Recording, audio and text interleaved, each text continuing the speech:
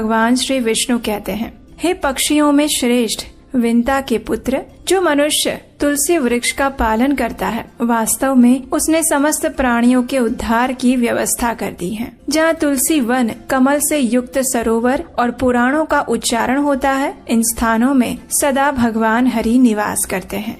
हरे कृष्णा।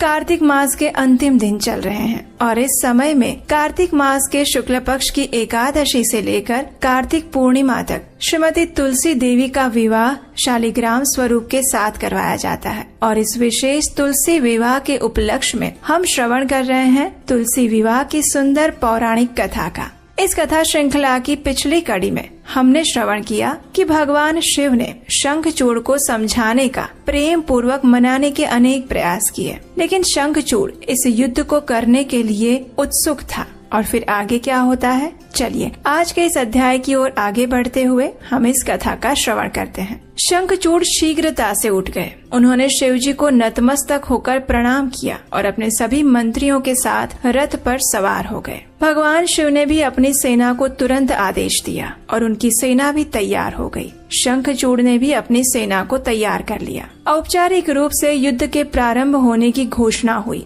अनेक वाद्य यंत्र बजने लगे, आकाश को गर्जना से भरने लगे, योद्धाओं की चिल्लाहट के साथ अत्यधिक शोरगुल होने लगा और तब देवताओं और दानवों के बीच में एक महान युद्ध आरंभ हो गया। अनेक अस्त्र और शस्त्र जोर से फेंके जाने लगे। बहुसंख्यक देवता और राक्षस मारे जाने लगे। गदा, छोटी बड़ी तलवारें, पट्टिश, भुशुंडी, मुदगर, भाले, बर्छे, कुल्हाड़ियाँ और अन्य अनेक प्रकार के हथियार सैनिकों के हाथों में चमक रहे थे। इन सभी अस्त्र शस्त्रों से लड़ते हुए उल्लासपूर्ण योद्धा दहाड़ रहे थे, एक दूसरे के सिर काट रहे थे। हाथी, घोड़े, रथ और पैदल चलने वाले सैनिक अपने अपने चालकों और यात्रियों के साथ चोट खा रहे थे। उन पर आघात हो रहे थे। उनके शरीर के अंग के टुकड़े टुकड़े होकर गिर रहे थे। कटी हुई भुजाएं अपने आभूषणों और हथियारों के साथ मधुमक्खी के छत्ते के समान इधर उधर बिखरती हुई दिखाई दे रही थी। युद्ध क्षेत्र में दौड़ते हुए योद्धाओं के बिना सिर के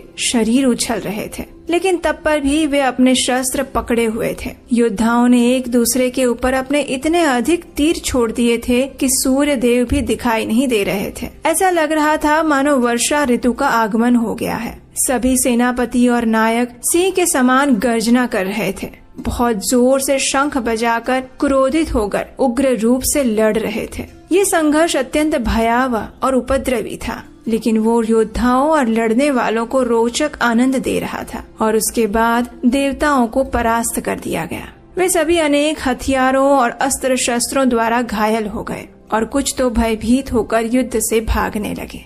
ये सब देखकर देवतागण शिवजी के पास लौट आए। उन्होंने उनका आश्रय लिया। अशांत, चिंतित और घबराए हुए वे सभी देवता कहने लगे, हे ईश्वर, कृपया हमारी रक्षा कीजिए, हमारी रक्षा करें। इस प्रकार देवताओं को परास्त देखकर भगवान शिव उनकी भयभीत, आशंकित चिल्लाहट सुनकर अत्यंत क्रोधित हो गए। उनको आश्वस्त करते हुए उन्होंने उनकी सुरक्षा का आश्वासन दिया। उन्होंने अपने पुत्र कार्तिकेय को शत्रु पर आक्रमण करने का आदेश दिया। काली देवी भी युद्ध क्षेत्र में आ गई और भयावह वातावरण का निर्माण हो गया। शंखचूड़ ने कार्तिकेय और काली द्वारा घटित भयंकर आतंकित दृश्य को देखा। वो इतना भयंकर लग रहा था कि मानो संसार का प्रलय हो रहा हो। क्रोधित होकर शंखचूड़ अपने युद्ध की तैयारी में लग गया। अनेक वीरों के साथ वो अपने हीरों से जड़ित वायु के यान में बैठकर, जो कि हथियारों और मिसाइलों से भरा हुआ था, वो युद्ध मैदान में आ गया। इससे अनेक योद्धा प्रफुल्लित और उत्साहित हो गए जब उन्होंने देखा कि विमान में बैठकर स्वयं शंखचूड़ अपने धनुष की टंकार कर रहा है, तीरों की बौछार कर रहा है। उसके तीर वर्षा के समान प्रतीत हो रहे थे। उन्होंने युद्ध क्षेत्र को घोर अंधकार से ढक दिया था और बीच बीच में कुछ देर के लिए अग्नि की चमक जैसा दिखाई पड़ रहा था।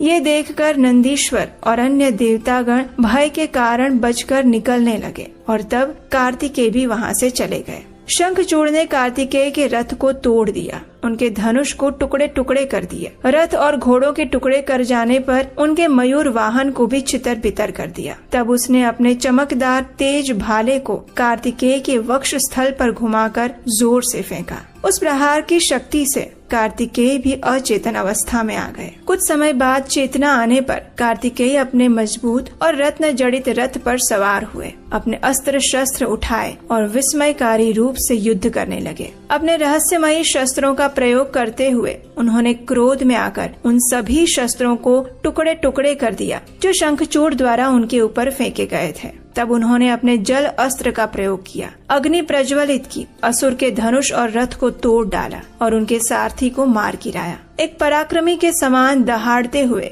गर्जना करते हुए वे बारंबार चिल्लाने लगे। उन्होंने शंखचूड़ के कवच और मुकुट को भी तोड़ दिया। फिर अपना धधकता हुआ भाला शंखचूड़ की छाती पर जोर से फेंक मारा और उसी वक्त शंखचूड़ बेहोश होकर गिर गया। अगले ही क्षण शक्तिशाली असुर फिर से होश में आकर सिंह के बराबर बल के साथ उठा और जोर से गर्जना करने लगा। उसने दूसरा धनुष और कुछ तीर और उठाए और एक अन्य रथ पर चढ़ गया। अब अपने योग सिद्धियों का प्रयोग करने के लिए उस असुर ने सबसे पहले कार्तिकेय के ऊपर तीरों की घनघोर वर्षा कर दी, जिससे कार्तिकेय पूर्ण रूप से ढक गए। फिर उस असुर ने एक अपराजय लोहे का भाला उठाया जो कि भगवान विष्णु की शक्ति से परिपूर्ण था। वो 100 सूर्य के समान चमकदार था और संसार के अंत समय में लगने वाली भीषण अग्नि जैसा लग रहा था। शंखचूड़ ने उसे कार्तिकेय पर जोर से फेंका। इसने एक विशाल अग्नि के गोले के तीव्र प्रभाव के साथ कार्तिकेय पर प्रहार किया और इस कारण कार्तिकेय अचेत होकर गिर गए। ये देखकर काली ने अपने पीछे आने वाले नंदीश्वर, गंधर्वों, यक्षों, राक्षसों और किन्नरों के साथ युद्ध क्षेत्र में पुनः वापसी की। सहस्त्रों युद्ध के नगाड़े जोर जोर से बजने लगे। सहस्त्रों व्यक्ति मदिरा ढोने लगे। जब काली ने एक सिंहनी के समान दहाड़ना शुरू किया तो सभी राक्षस अचेत होकर भूमि पर गिरने लगे। काली बार बार हंसी के ठहाके मारने लगी और असुरों को अपशुकन का आभास कराने लगी और तब शंखचूड़ भी काली को देखकर तेजी से युद्ध क्षेत्र में आ पहुंचा। हालांकि उसके सभी सैनिक काली से भयभीत थे, लेकिन शंखचूड़ ने उन्हें उनकी सुरक्षा का आश्वासन दिया। देवी काली और शंखचूड़ के बीच में भयंकर युद्ध हुआ और वो लंबे समय तक चलता रहा। सभी देवतागण और दानव खड़े रहकर उसे देखते रहे। अब धीरे धीरे काली को क्रोध आ रहा था। जैसे ही उन्होंने पाशुपत अस्त्र फेंकने के लिए स्वयं को तैयार किया, आकाश में से एक स्वर्गिक ध्वनि जोर से सुनाई दी। और वो ध्वनि क्या थी जिसने इस युद्ध के संपूर्ण चित्र को बदल दिया, ये हम जानेंगे इसी तुलसी विवाह कथा की अगली कड़ी में। उसे सुनने के लिए आपके अपने चैनल को याद से सब्सक्राइब करके रख लीजिए, नोटिफिकेशन ऑन रखिए ताकि इस कथा की रोचक कड़ी आने वाले समय